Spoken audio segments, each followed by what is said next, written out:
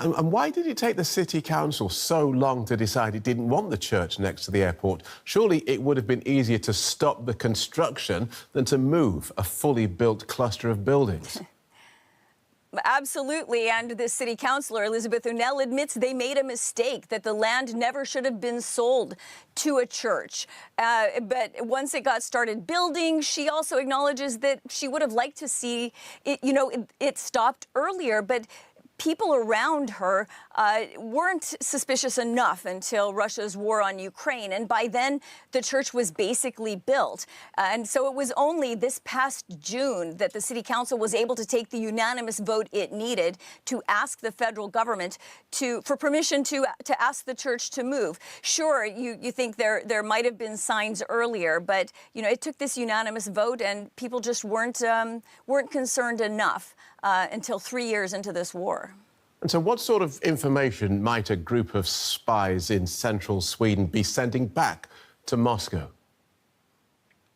Well, we can only guess. But this particular location, again, became of much higher concern to the city after Sweden joined NATO. And now this airport is not just a civilian airport. It is also used for NATO military exercises. And it's one of the longest airports in all of Sweden. So there are a lot of military exercises that happen there. And that certainly heightened the fear that there could be some surveillance happening. But I also spoke to an air traffic controller up in a tower, and he said, you can see just as much as you could see from that church if you go and stand next to the airport, which we also did. So this would perhaps speak to the other side of things, the sort of pushback that maybe the concerns are being a bit overstated by that side. Okay, thanks, Terry. DW correspondent Terry Schultz in Brussels.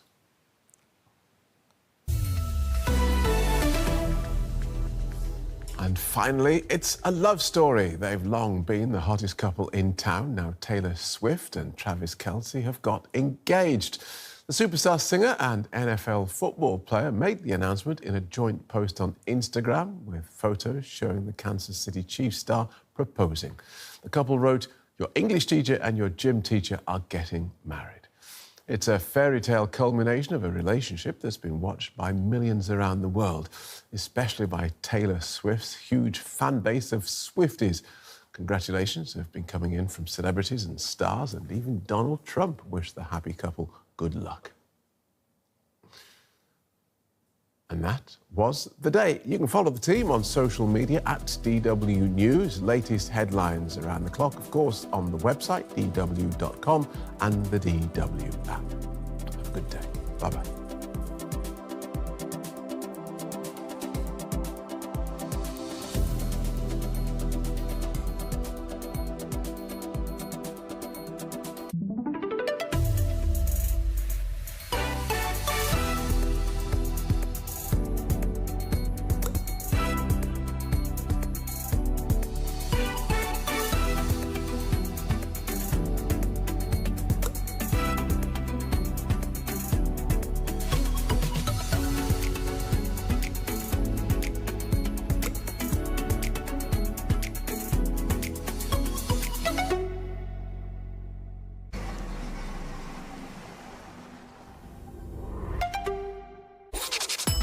The sun is beating down and solar energy is booming.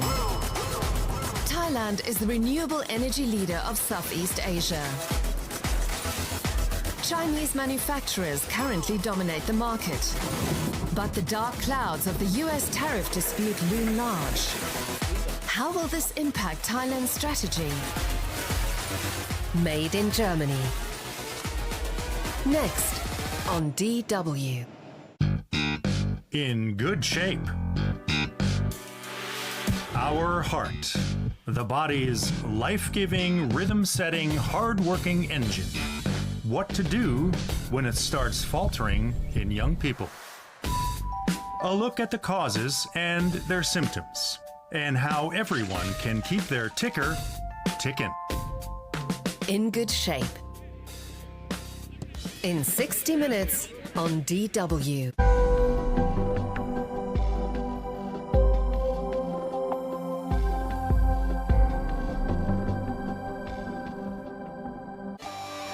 you? Looking for something amazing? Welcome to DW Spotlight, your portal to all our channels. Watch hand-picked trailers from our shows, docs, and in-depth stories. It's all just a click away. See what's going on. Discover fascinating places. Explore great ideas. Check out our compelling content. Start your journey at DW Spotlight. Dive in and get inspired.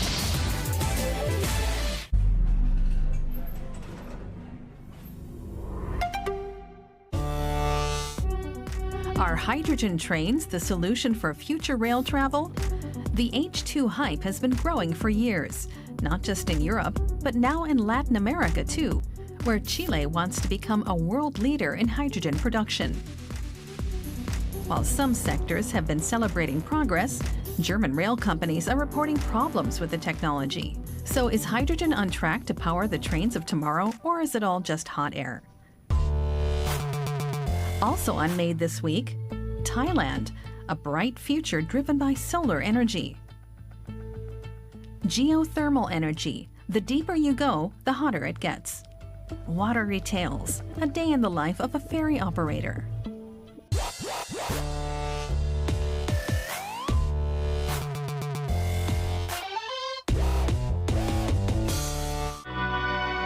Chile is by far the world's biggest copper producer with a global market share of around a quarter. In the coastal town of Antofagasta in Chile's far north, a tiny piece of tech history is about to be made. The logistics company FCAB is owned by one of Chile's biggest copper producers. It started transporting minerals using coal-powered steam trains a century ago. Today, the train fleet runs on climate-damaging diesel.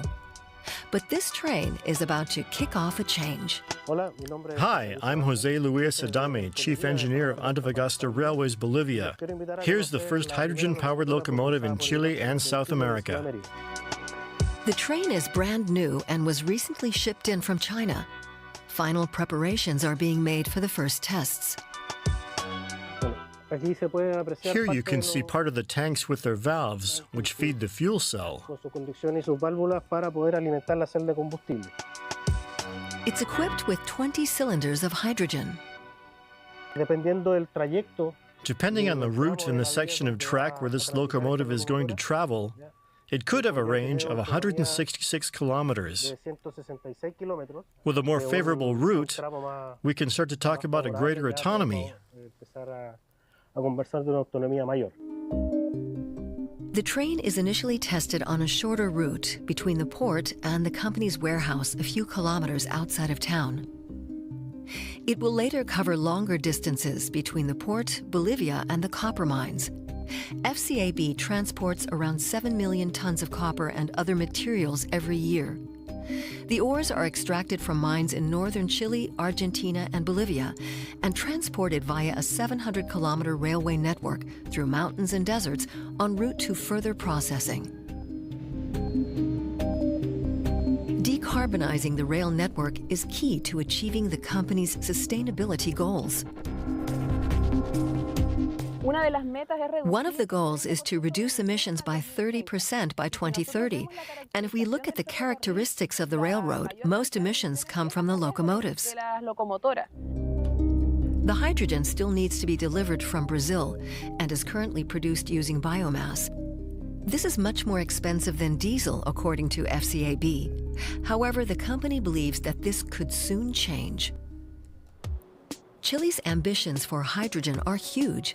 The first pilot projects are underway and the necessary infrastructure will be built in the south of the country. The aim is to be #1 in the world for cheap hydrogen. The country is ramping up its wind power generation and hydrogen production capacity. There are areas in Patagonia where the wind is blowing roughly 2 to 4 times more than it is in Germany, for instance. So hydrogen can be very cheap there and could supply hydrogen trains. The World Bank believes that with its vast potential, Latin America could meet up to a third of global demand for clean hydrogen by 2030 and become a strong competitor to Africa and Australia. The most important thing is the cost of hydrogen delivered. Those costs are today roughly 10 times the cost of natural gas. It gives you an impression of the challenges of those first projects. According to UCAT, around $1 trillion need to be invested globally in ongoing or planned hydrogen projects by 2030 to reduce costs worldwide as quickly as possible. A mammoth task. Looking at global patent applications, the picture becomes clear. Data from the International Energy Agency shows that most innovation and patenting around hydrogen is happening for the automotive, aviation, and the steel sector, as well as for the shipping industry. In recent years, only 13 patents have been registered for the rail sector. The vast potential boils down to those sectors specifically where you don't have other options. These include the steel and cement industries, but to some extent also the railway sector. Freight transport still relies heavily on diesel in South America and all around the world, just like the trains from FCAB in Chile still do. This is where hydrogen comes into play. Electrification is not always the best or cheapest option. Currently, the railroad geography is more than 700 kilometers of track in highly demanding conditions. We're talking about very steep desert slopes where you have to travel long distances between your place of departure and destination, where the cost of electrification is very high considering all these characteristics. El costo de electrificación es muy elevado considerando todas estas características. On the other hand, hydrogen requires an entire infrastructure to deliver its potential. It's about an entire ecosystem. It's not only the train that uses the hydrogen, it's also about the production and the fueling of the trains. In Canada, Japan, India, and China, and also in several European countries such as Austria, Italy, Spain, and Germany, hydrogen trains are being tested or already in use on a small-scale basis. For the operators of the hydrogen-powered Taunusbahn railway in western Germany, disillusion has set in after the initial excitement. Since its launch a few years ago, the railway has been plagued by breakdowns, says Kai Daubertshäuser from the Rhine-Main Transport Association. The initial technical problems began shortly after the first batch of trains were brought into service.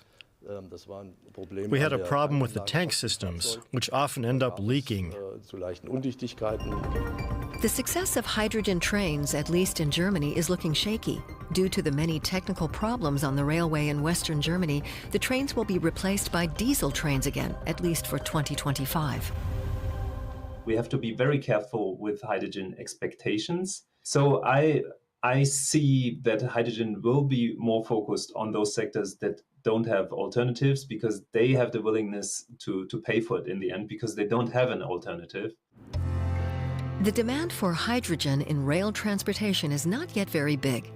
Innovation, lower costs, and a massive expansion of infrastructure will decide if hydrogen trains remain an exotic luxury or are indeed the better choice. Especially in areas where electrification is not possible or affordable, such as on long-distance routes in remote areas, hydrogen trains could become a real alternative.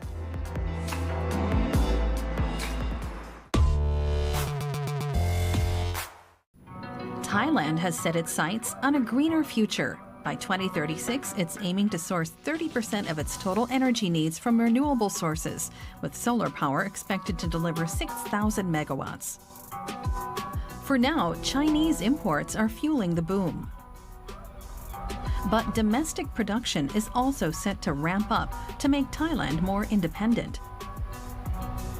Bright prospects indeed for green energy in Thailand. Soaking up the sun. This floating power plant generates enough electricity to power 36,000 households a year. The solar farm on Sirindhorn Dam in northeastern Thailand is one of the largest of its kind in the world. Tanom Mungfia, has been running the operation here, and so far it's all smooth sailing since the plant went online a few years ago. On this island alone, there are 20,000 solar panels, covering an area 140 meters wide and 500 meters long. In total, there are 7 of these islands, making for a grand total of approximately 144,420 panels. The setup is designed to be low maintenance. Rain does the cleaning, and the panels even help reduce water loss from the dam. Thailand has worked hard to become a renewable energy leader in Southeast Asia. Tax breaks, incentives, and small solar lights like these are popping up everywhere. Even roadside street lights are going solar now. For businesses in the solar game, keeping up with new tech is a constant race. You don't sell fast enough, you got that in stock. And the new models come out. Just like a cell phone, the new model come out. It's more interesting, right? And the old model, nobody gonna buy it. It's the same thing. If you can't sell it fast enough, the old model is stuck in your stock. And it's just like that every single quarter. Like the panels floating on the solar lake, most panels sold in Thailand are still imported from China or made by Chinese companies operating here. It helps Thailand because prices keep falling, but it also puts local producers like PPM Solar right in the crossfire. After getting hit by US tariffs last year, they're now bracing for more as Donald Trump ramps up efforts to target China. Many Chinese companies come to Thailand, open the factory. They didn't make the panel here.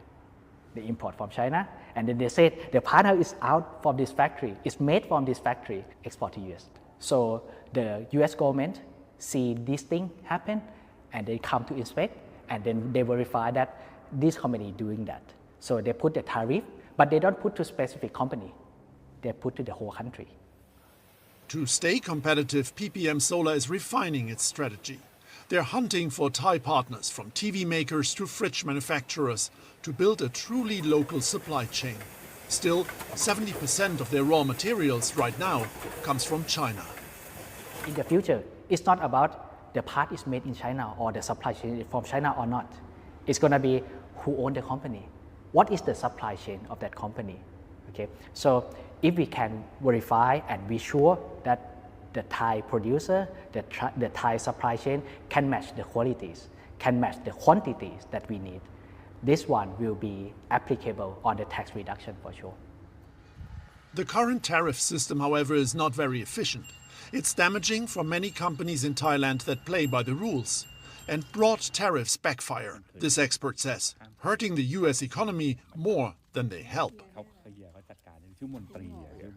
Because what will happen is once you have a very high tariff barrier, it will create a kind of a situation within the domestic market where those companies believe that they're protected and they don't have to invest on more technology or to become more competitive in the global market. So I don't think it is going to help the American companies, maybe in the early stages, but in the midterm and the longer term, it will be very difficult for them.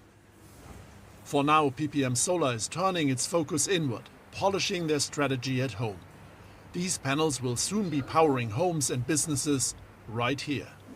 The future of Thailand's solar industry looks bright, but to win over local buyers, people actually need to trust that these panels will last and save them money in the long run. One group already convinced are Thai farmers. These solar-powered water pumps that replace pricey diesel generators are selling like hotcakes and are supposed to last decades. Thailand plans to double its solar capacity over the next 10 years and reach carbon neutrality by 2050. A lot will depend on how much sun the kingdom will be able to capture until then.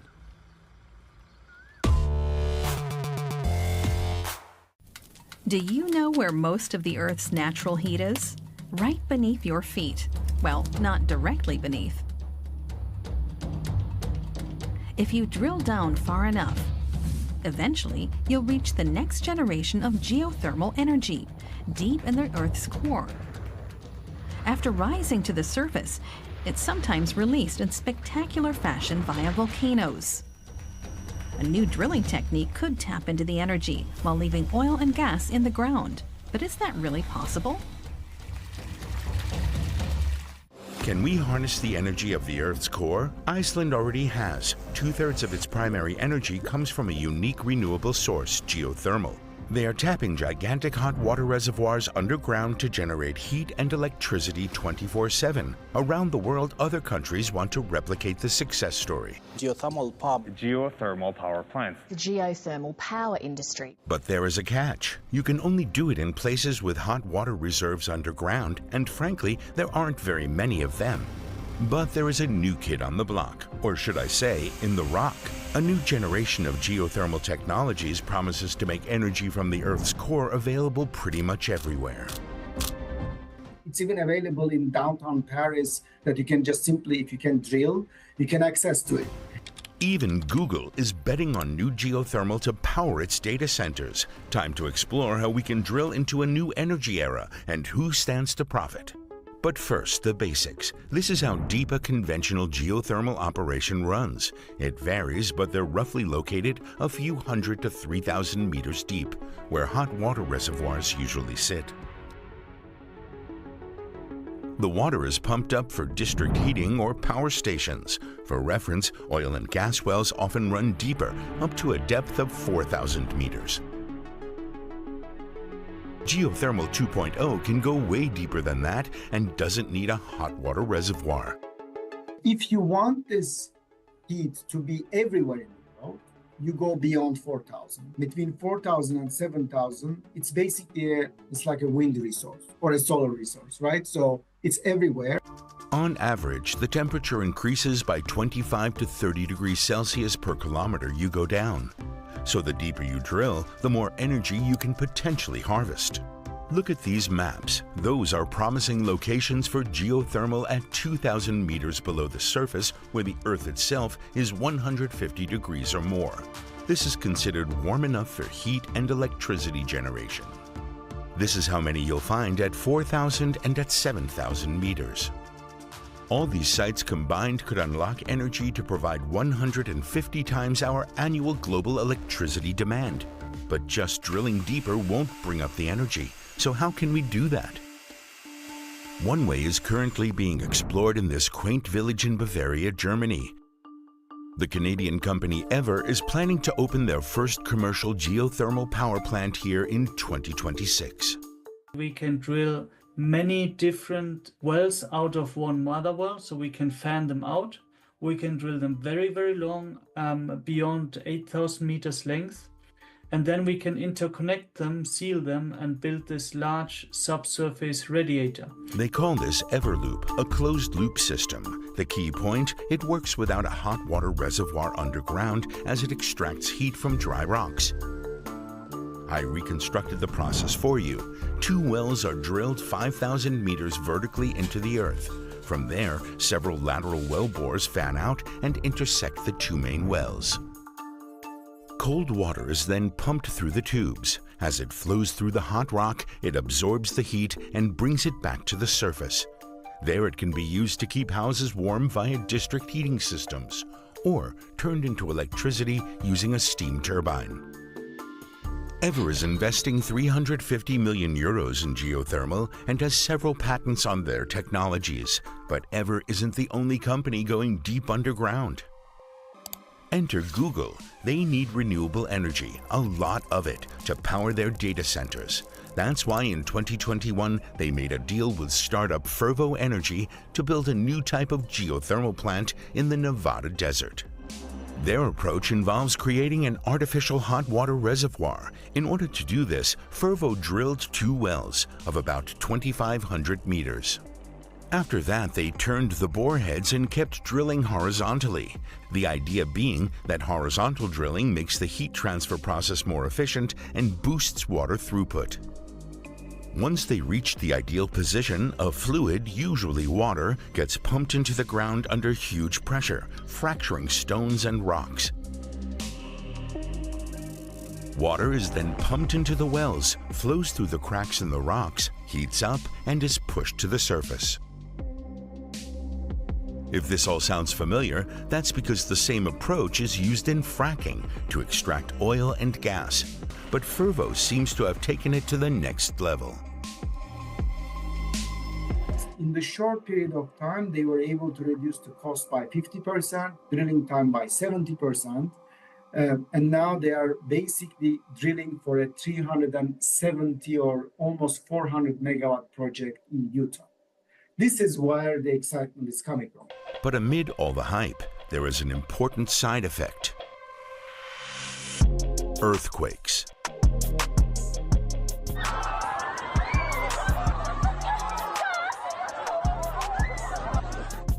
Korea 2017, a magnitude 5.4 earthquake in Pohang injures dozens and 1,700 people had to move into emergency housing. It was caused by enhanced geothermal exploration. The risk of earthquakes has led to public opposition and bans in some areas. Fervo says its operation has been safe and is monitored throughout the process. As with almost all cool breakthrough technologies, the biggest factor that's holding back next-gen geothermal is money. The IEA expects that without subsidies, electricity from new geothermal would be several times more expensive than solar and wind.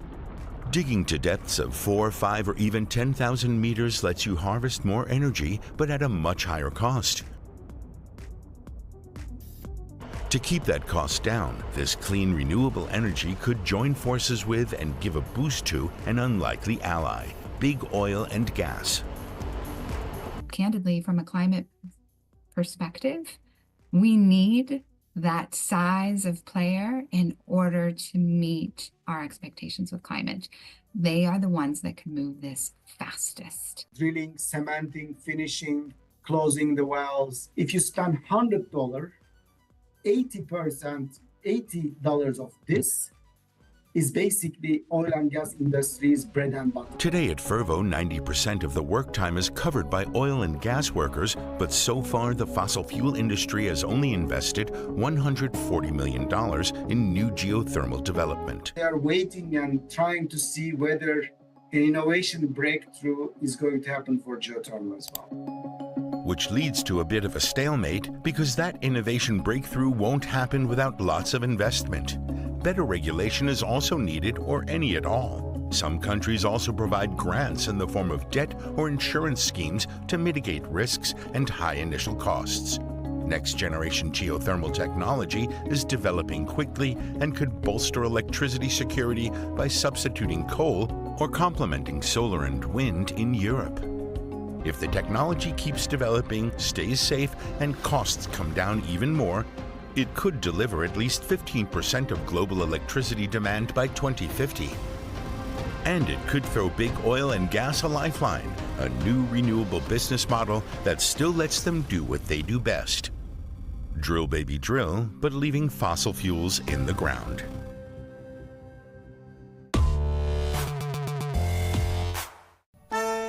Ah, the romance of the sea and dreams of exploring the wider world. Although not every skipper sets out for distant shores, of course. Some simply ferry commuters, school children, or people who just enjoy being out on the water and having a little fun while they're at it. I really enjoy my job.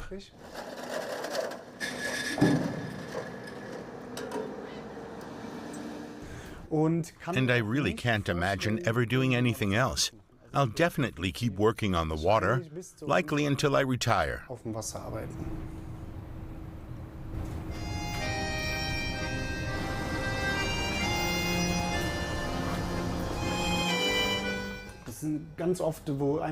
Quite often, people just ride along with us for the fun of it. That means they get on board, I take them to the other side, and then they just stay on board and ride right back, just so that they can say they took the ferry, and that's fine.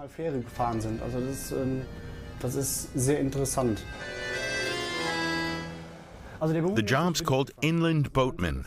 It's an interesting job with lots of variety. Different customers every day, new ones and regulars.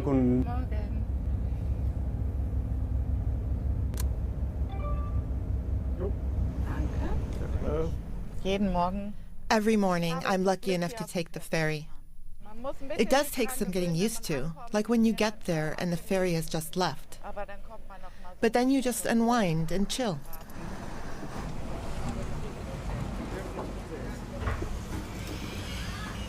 Darn it. What's going on? The job may not be physically demanding, but it is mentally taxing. If I'm working 9 hours, that means I need to be focused for 9 hours. Yeah, this actually happens sometimes. More often in winter, not so much in the summer. And this will get you going again.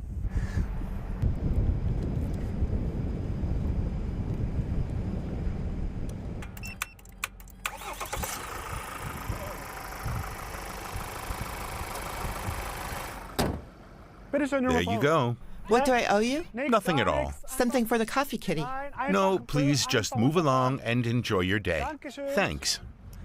I'm responsible for the school children who cross here and for all the other passengers, for the cars, for my crew. I must keep an eye on everything.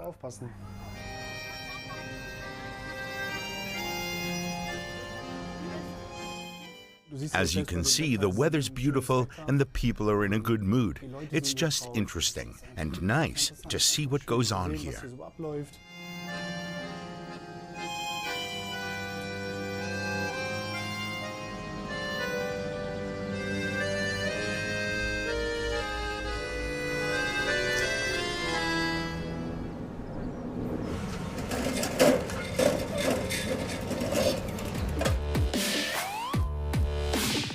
That's it for this journey on MADE, taking in hydrogen trains in Chile, solar energy in Thailand, and global geothermal energy. Green technology showing the way ahead. See you next time and take care.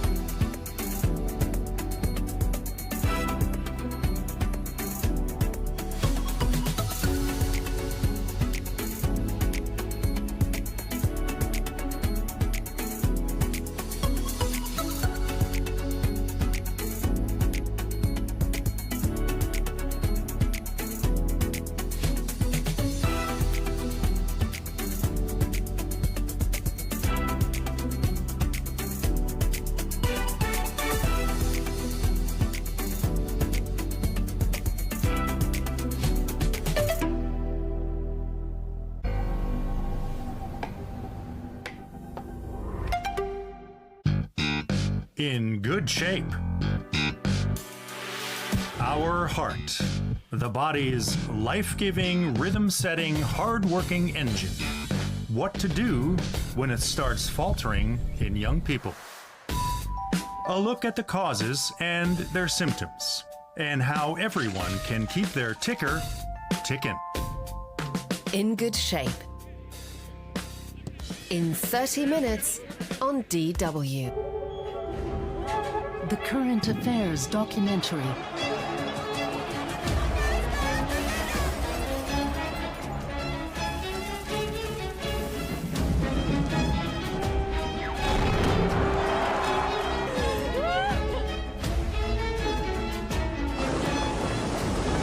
A new topic every week. Close Up. In 90 minutes on DW.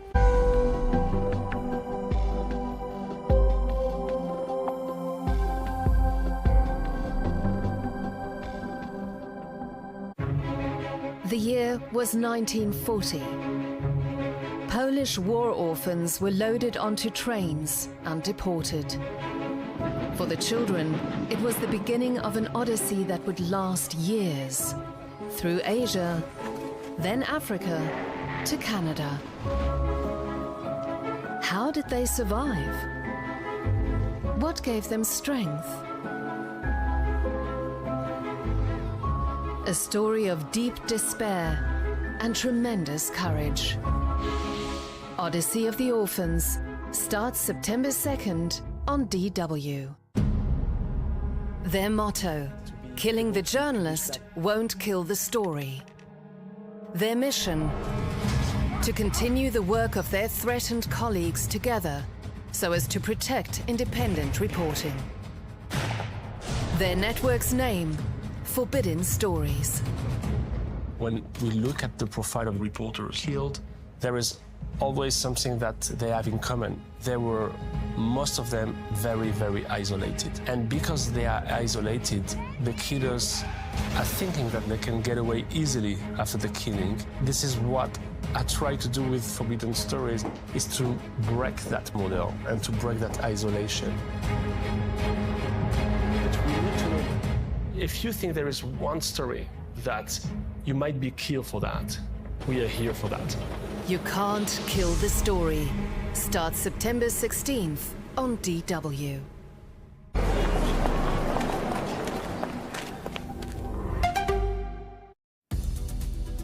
This is DW News, live from Berlin.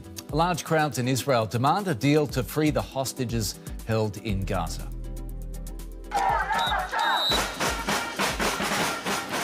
But despite the day of protest, the Israeli government appears unwilling to budge on its plans to expand the Gaza offensive. Also coming up, India braces itself for a sharp blow to its external trade as the US doubles its tariffs on Indian products over Delhi's ongoing purchases of oil from Russia. And a Taylor Swift set to tie the knot. The pop superstar announces her engagement to American football star Travis Kelce.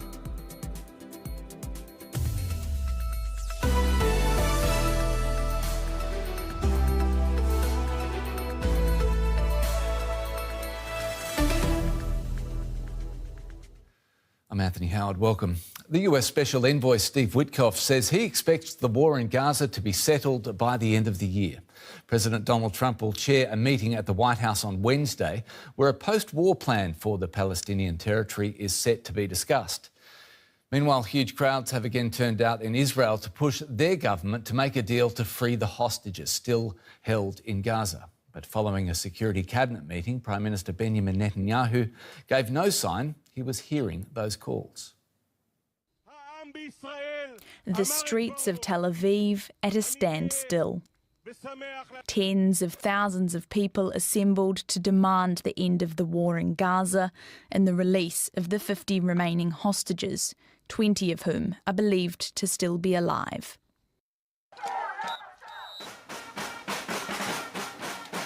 The gathering at Hostage Square was the centrepiece of a day of protest that saw highways blocked by burning tyres and demonstrations outside the US Embassy and the houses of various ministers. Fears for the safety of the hostages have increased since Israel announced a new plan to take over Gaza City, where it's believed they're being held. I just want this to be over. Just want to see the light at the end of the tunnel. So just bring them back and finish this as soon as possible. I can't not think of something more important than ending this pointless, endless war and bringing back the hostages. I have to say no to the idea of going on to the war, and also the thought of our people still being kept underground in unbothered places is impossible for me. Around the same time, Israel's Security Council was meeting, but not to discuss ceasefire talks, the government said. Speaking after the meeting, Benjamin Netanyahu appeared undeterred by the public outcry. We have just come from a cabinet meeting, and I will say one thing.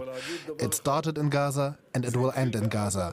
We will not leave those monsters there. We will free all our hostages. We will ensure that Gaza will no longer constitute a threat to Israel. It's been more than a week since Hamas accepted the latest ceasefire and hostage release proposal put forward by Arab mediators, but Israel has not sent a team to take part in the negotiations. The US has doubled its tariffs on India over the country's ongoing purchases of Russian oil. Importers of Indian products will now pay 50% duties, making them more expensive to US consumers. Delhi is torn. It's not interested in cutting ties with Moscow, but it can also ill afford losing business in the US. 20% of Indian exports went to the United States last year, but tariffs of 50% will make those a lot more expensive. It's a problem. But Prime Minister Narendra Modi won't back down in a fight with US President Trump.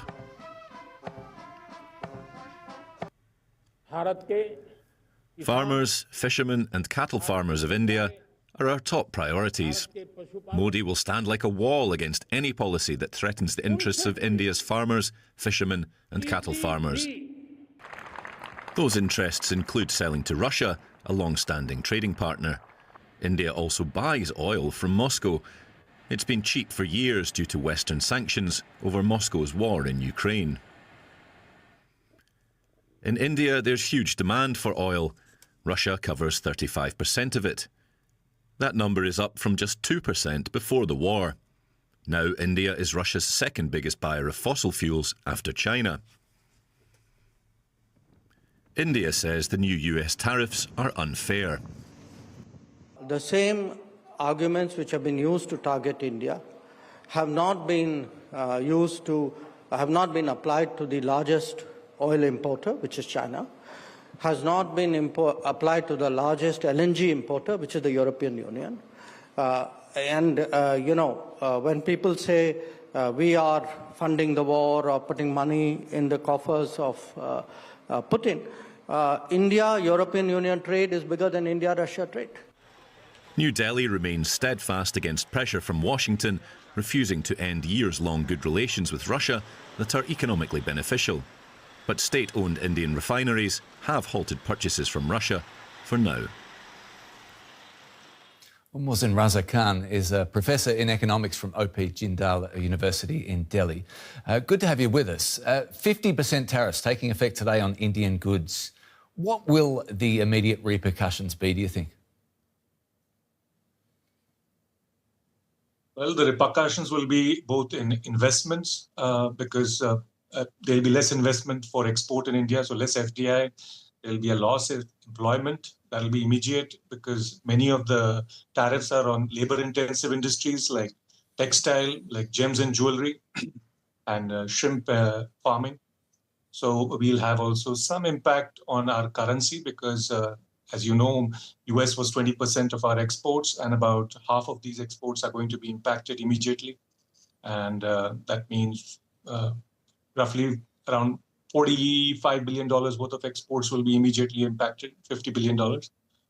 This will affect our currency as well. The impact on the stock market should be minor. But the biggest impact will be on employment and currency. So just to underline that, you feel like this is going to be a big enough event to hit India's economy to the point that it actually affects growth and development here? Yes, it will impact employment. India has only 10% of its labour force in organised sector employment. Most of India's labour force, 90%, is unorganised sector. And these jobs would be mostly in the organised sector. So it will impact immediately our employment situation. And yes, in the medium to long term, it will affect our, even if these tariffs are removed, it will affect our investments. Because even if these tariffs are reduced from 50 to 25% at some point, we would still be higher than the Asian average, which is around 15 to 20% for most countries in Asia. And so what are India's options here in light of the tariffs, which are steep? Which alternative markets can India pivot to now? Not a lot of markets because the US market, was very large. It was about $36 trillion. Say, compare it with the Russian market, which is $2 trillion. Or say, compare it even with China, which is 19.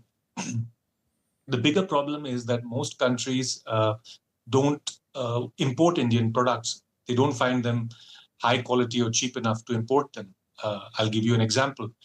India has a trade surplus with the US, which is now around $47 billion. India on the other hand, has a trade deficit with all the BRICS countries combined. Our trade deficit with the BRICS countries combined is over $200 billion. That is $209 billion is our trade deficit. So the other BRICS countries are not buying our goods. Our exports to the US, that is goods exports, 87 billion, exceed all our exports to the BRICS countries combined. So the US is a big market for us, and it's the only market which is with which we have a trade surplus, large market. Rosin, do you think there's still a chance that these negotiations are ongoing and that tariffs could come down? Is there still hope? Negotiations are going on, and we are all expecting these tariffs to come down. Certainly, the 25% levy for trading fuel with Russia should be off, and maybe even the 25% tariff should come down, in my opinion, to 20%, which is what many other Asian economies, which are our competitors, are getting right now, 19 to 20%. Some larger Asian economies like Japan are getting even lower percentage, like 15%, and there are a couple like Australia, etc., which are at 10%. So we are hoping at least our tariffs should be brought down from 50 to about 20%. But that will depend on the negotiations, which are a bit complicated. If you want, I can explain that. Maybe another day. Mohsin Raza Khan, we'll leave it there for now. Economics professor from OP Jindal University in Delhi. Thanks so much. Now, pop star Taylor Swift and American football star Travis Kelce have announced their engagement. The celebrity couple made the announcement in a joint post on Instagram with photos showing the Kansas City Chiefs star proposing. The caption, "Your English teacher and your gym teacher are getting married," referring to how the fans like to describe the couple. The relationship has been watched by millions around the world, especially by Taylor Swift's huge fan base. Congratulations have been pouring in. Even Donald Trump wished the happy couple good luck. Well, OMG, KJ Matthews is in Los Angeles, a place used to seismic events. So Taylor Swift is getting engaged, KJ. It's all about the reveal often with Taylor. This is a big one. How did it go down? It's a really big one. And you know, it's one of those moments where you always say, where were you when something big happens? It's the same way when it comes to Taylor Swift getting engaged to Travis Kelce. Where were you? I remember where I was. I was in the kitchen. I was making me a cup of tea, and I heard it on the news, and I had to stop, and I said, wait a minute. Did I hear that correctly? And then I went over, and yes, that was the case. But, you know, interestingly enough, what we're learning is that Travis Kelce's father gave a television interview just a couple of hours ago, and he said that they actually got engaged about 2 weeks ago. And months before that, his son Travis had been planning it. So it's been in the works. He said he actually asked his son, once they did get engaged 2 weeks ago, when are you going to let the world know? You know, it's going to get out. When are you going to, you know, basically come forward? And he says that his son, Travis Kelce, said, when Taylor says so. So he had to get the okay from his soon-to-be bride. But yes, everyone's talking about it. Lots of celebrities, Sabrina Carpenter, Charlie Puth, Gayle King, who's the best friend of Oprah Winfrey. Martha Stewart is even chiming in saying, you know, she's the ultimate wedding planner. Why not call her to help both of them plan their wedding? But it's just been an interesting time. Everyone cannot wait to see what her dress looks like, where they decide to get married, who's going to be invited. Is it going to be a big pomp and circumstance ceremony, or is it going to be kind of just very small, possibly at their home in Missouri? We just don't know. Yeah, there's no church big enough, surely. And that is a secret to be kept for 2 weeks. That's incredible. Usually we would be asking more about how the parents or the friends of the happy couple are feeling and how they're reacting. But in this case, we need a health check on her fans, of course, KJ, the Swifties. What has been their reaction? Let me tell you, TikTok is dominated with like 90% is all dedicated to Taylor Swift. So if you're going to TikTok and you're looking for any other news, viral sensation videos, forget about it. Unless you're a Swiftie, it's not a place for you. Right now, everybody is on there trying to come up with all these little avenues, where the ring was from, where they got proposed, where she got proposed to at. What is she going to do next? Now that she's in the midst of promoting her next upcoming album, The Life of a Showgirl, which is supposed to be released in October. Is she going to go on tour? Is she going to get married in the middle of the tour? There's all these pontifications, and it's just amazing. They are all so happy. And let me tell you, a colleague that works for a television network that normally covers nothing but politics and the White House literally is all over social media today, where she's basically in between her live shots saying, oh, did I get more breaking news? And everyone's leaning in thinking it's something about the president or the United States. It's not. She's like, it's just Taylor Swift. I have to announce the fact that Taylor Swift is now engaged. So yes, it's on the same level as White House news now, I guess. As smoke billows from social media servers all over the world, KJ Matthews in Los Angeles. Thank you so much. Well done. Thank you. And on that bombshell, you are up to date. Coming up next, we take a look at the girls being forced into marriage in Southeast Asia. That's coming up after the break. Don't forget, you can get all the latest on our website at any time at dw.com. I'll be back in 45 minutes with more news. Do stay with us.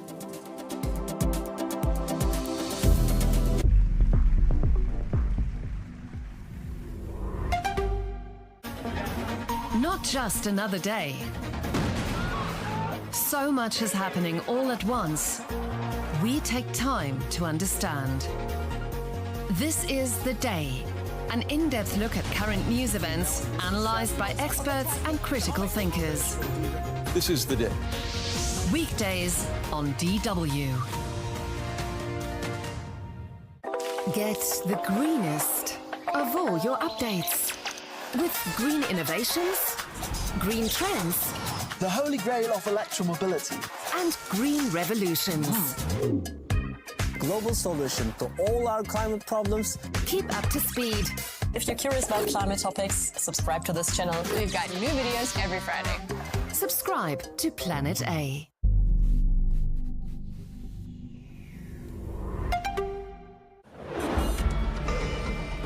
Attu perasaan lagi, I biaguri wala ready no shilam.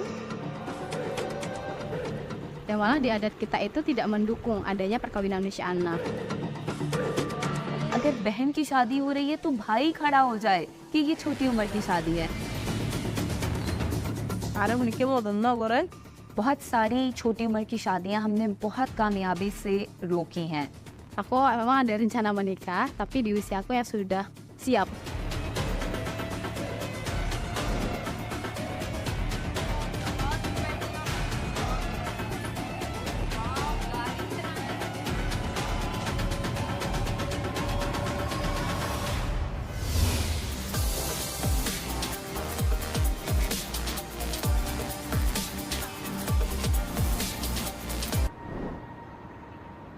Attu biaguri wala noshil gurare ar maababe are biaguri wala hoye attu shudo banashili han lovely attu biaguri wala bint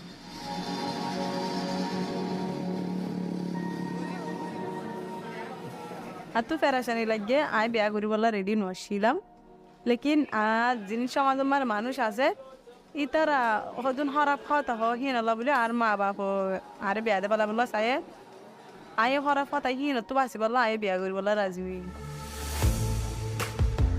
I Aisha, I Rohingya, I home for Sajibasar, I Malaysia Mara translator. I jette hanga torbasar at Arkansobi, Argo Frenotu, Zibar has been a bedike. Dekiba de ar contract Loivada Ara Kolgunje, Are biaguri wala hoye. आ होई दे बियानो वजुमाई आई fold किबो तो बाद मनुष्य भी है आन माँ बाप बोले सीने आज तुम्हारा फोल्ड की मनुष्य भी है आन माँ बाप लोग कांटेक्ट गुज्जे आन माँ बाप लोग कांटेक्ट गुरी बाद है इतना रेडी हो रहे फलें देख के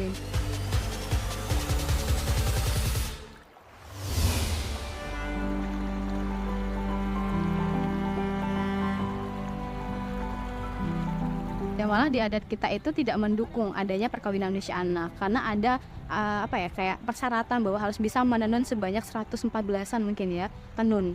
Nah itu yang harus dilakukan sebelum mereka menikah dan itu sekitar usianya di atas 20-an. Nama aku Suci Apriani, usia aku 24 tahun. Aku aktivis pencegahan perkawinan usia anak.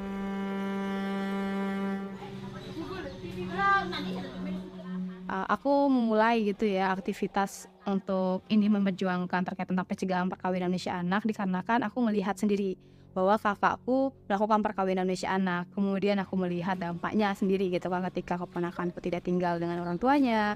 Kemudian di lingkungan sekitarku juga sama. Aku ngerasa bahwa ini harus ada upaya untuk mencegah ini. Ya, aku bergabung ke KPAD pada tahun 2017. KPAD itu Kelompok Perlindungan Anak Desa. Nah, kita keliling dari dusun ke dusun. Jadi dari setiap dusun kita keliling membawa banner. Kan 300 lebih pendata tangan. Nah, di situ ada tokoh agama, ada tokoh masyarakat, ada ibu-ibu, bahkan remaja juga ikut menandatangani petisi itu. Nah, itu menjadi suatu hal yang membuat kami tuh ngerasa bahwa wah, ini ternyata banyak yang mendukung dan ini menjadi suatu hal yang mulai menjadi star untuk kami.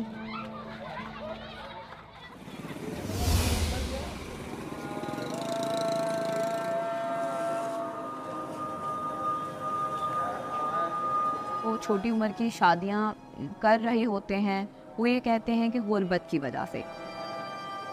लेकिन हमारा जो observation है वो यही है कि बेटी चाहे किस भी क्लास में पैदा हो उसको बोझ ही समझा जाता है।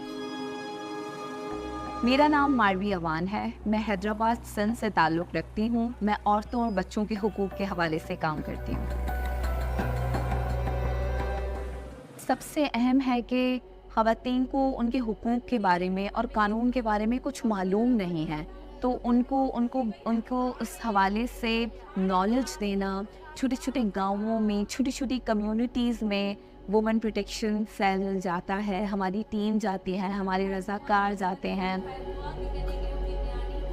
बहुत सारी छोटी उम्र की शादियां हमने बहुत कामयाबी से रोकी हैं और उन बच्चियों को उनका बचपन वापस दिया है, उनकी तालीम का हक उनको वापस दिया है।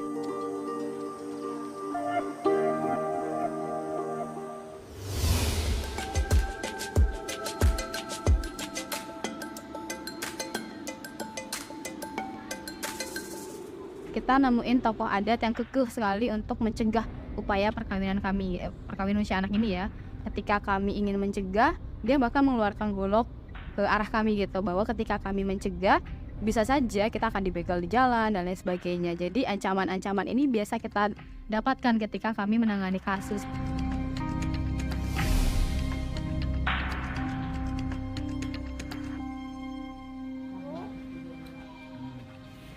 Pertama, dari anaknya sendiri kita harus perkuat agensinya, bagaimana mereka bisa menolak perkawinan usia anak itu. Kemudian kedua, dari orang tuanya, orang tua bagaimana pola asuh dalam keluarga itu diperkuat, bagaimana pendekatan bersama.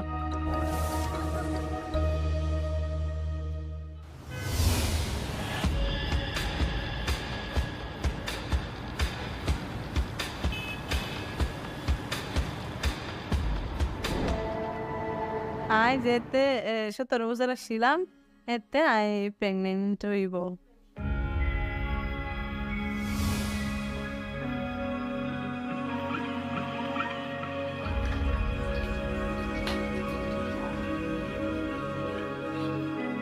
I excited নছিলাম আর husband excited আছিল। মানে এতে খুশি আছিল, I খুশি নছিলাম, I দৌড়ত আসছিলাম, মানে মন তো আজ জিন্দগি হন্ডিল এন্ডিল হয়ে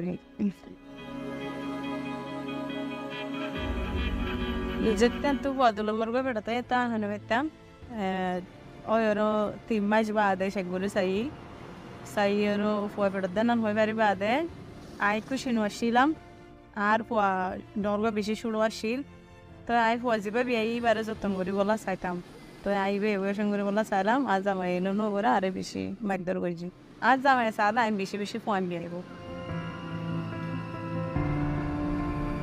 Aja malore siro idita mamara hospital ashila mare zamai majide Allah buli hospital botti gorai hospital to ai baade are hunike modon no gorai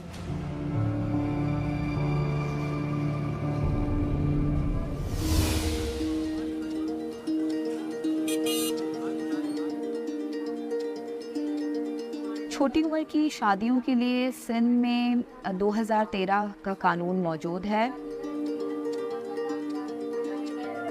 उसके मुताबिक कोई भी लड़का या लड़की, बच्चा या बच्ची जो कि 18 साल से कम उम्र के हैं, उनकी शादी करना गैर कानूनी है।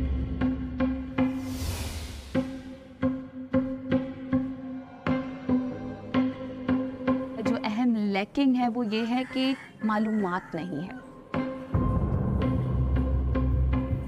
और हमारा एक बहुत खूबसूरत सा स्लोगन है इसके साथ ही, वुमेन प्रोटेक्शन सेंटर के साथ ही, रिपोर्ट वायलेंस रिड्यूस वायलेंस। तो हम ये कोशिश करते थे कि बच्चे अपने लिए खुद आवाज़ उठाएं। अगर किसी की सहेली की शादी हो रही है तो सहेली जाके उसको रोके कि ये छोटी उम्र की शादी है। अगर बहन की शादी हो रही है तो भाई खड़ा हो जाए कि ये छोटी उम्र की शादी है।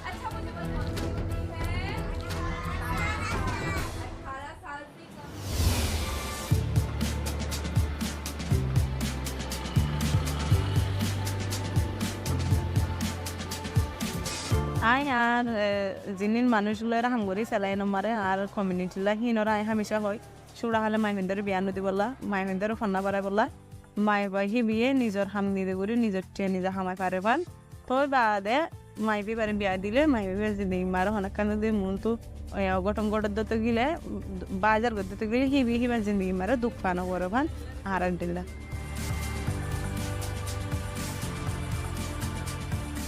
तो जेता आज हमारे सारी थी ये ताई कुरिया बहुत सारा शीलम तो यार पशुड़ों का 2 सारा शील डॉरवा थिम बहुत सारा शील आरे इंजु तुरा मुरा सा पुगुजिन तो याई फन पराई फल बेहंग वजी तो इन गुरियोरो आया जा kan शुंदो जगम्बरा आयरा और फल लेरा इन पशुड़ों गुरियोर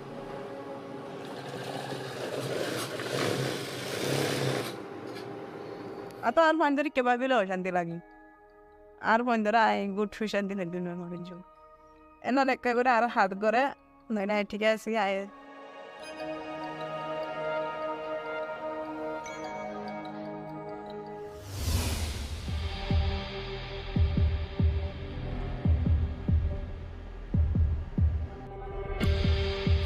मुश्किल सिचुएशन से गुजरने वाले हमारे सर्वाइवर्स होते हैं, उसमें रेप सिचुएशंस होती हैं, उसमें चाइल्ड अब्यूज़ होता है, उसमें छोटी उम्र की शादियां होती हैं, उसमें घरेलू तशद्दुद होता है। हम कोशिश यही करते हैं कि बच्चों से उनका बचपन ना छीना जाए।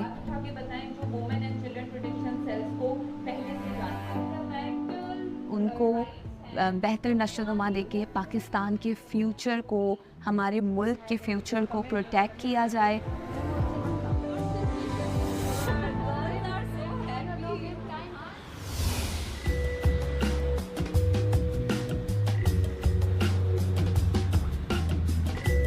Yang aku rasain setelah ikut kegiatan, kemudian selama mendampingi ya anak-anak, aku ada merasa perubahan pada diriku ketika aku pengen melihatkan bahwa perempuan ini bisa bebas melakukan apapun, berekspresi apapun bisa dilakukan.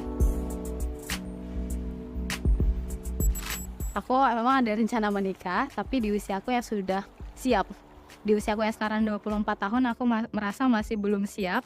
Dan aku akan menikah sekitar 28 mungkin, atau di atasnya. Karena aku ngerasa di usia itu sudah cukup siap, udah matang gitu ya, secara mental, secara ekonomi, dan lain sebagainya gitu.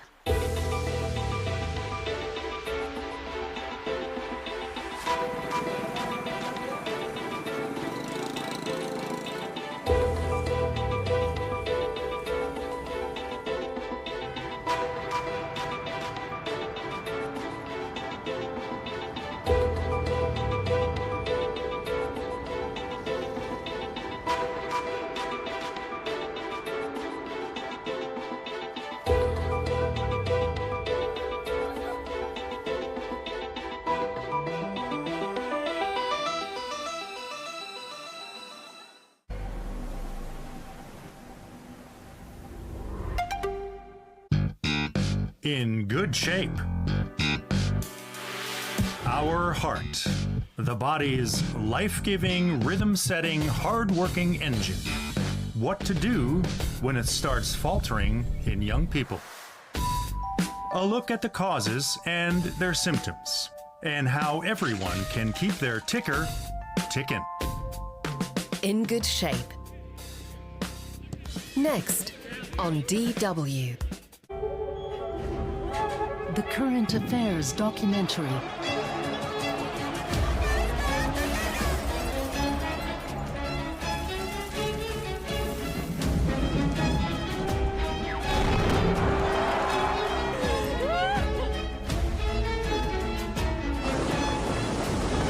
A new topic every week. Close Up. In 60 minutes on DW. Get ready for an exciting Abenteuer full of surprises. Hi, I'm Shabnam, and I'm ready to dive into the hearts of German Kultur with you on Meet the Germans. Have you ever wondered about their Liebe for Brot or Pünktlichkeit? Wir erkunden das alles. We've got the Spaß, the Sprache, and the unexpected sides of life in Deutschland.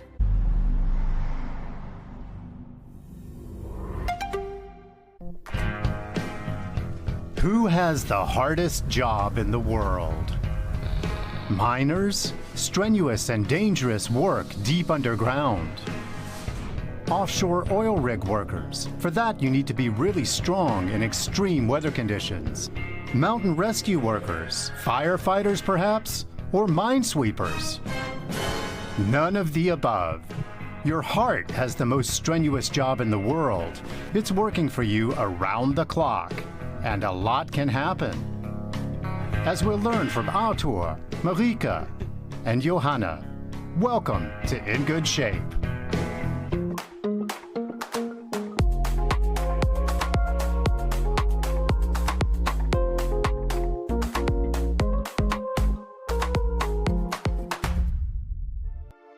As one of the first organs to start working, it's already clear.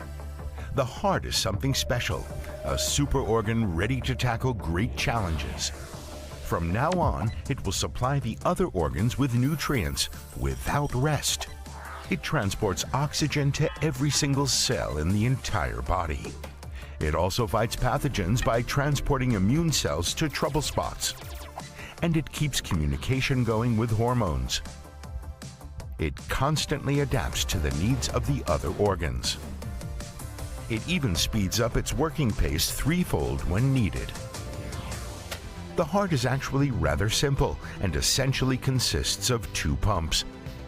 The right ventricle transports blood to the lungs for oxygen uptake. The oxygen-rich blood enters the larger left ventricle and is pumped from there to the entire body. The atria ensure a constant inflow and stabilize the pressure in the heart.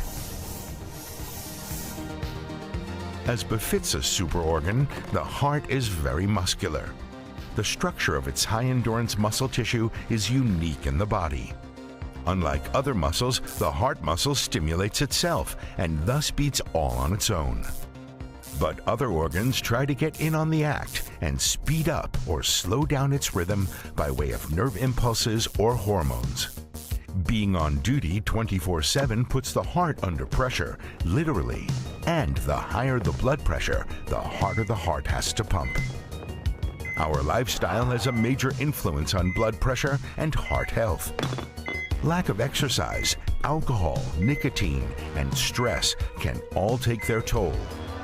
In the long run, that can place strain on the heart muscle and blood vessels, which can lead to a wide range of problems, including a stroke or heart attack. But our heart doesn't give up that easily. Perhaps its most important superpower is its stamina. If we take good care of our heart, it can beat over 3 billion times in a lifetime, a record number compared to other mammals. And so, even after pulling its usual night shift, it always starts the day full of energy. Our heart, a super organ we can be proud of. 4 simple rules can help you keep your heart healthy for the long haul. Avoid stress. It raises your blood pressure and pulse and triggers inflammatory processes that damage your heart. Don't smoke or stop if you already do. Smokers have a 65% higher risk of developing life-threatening cardiovascular disease. Exercise. Just 10 minutes of walking a day reduces the risk of heart disease. Eat a healthy diet. Too much salt, sugar, saturated fats, and refined carbohydrates are bad for your heart. Following these 4 rules does a lot to protect the vital organ, but infections can also cause problems, like Lyme disease.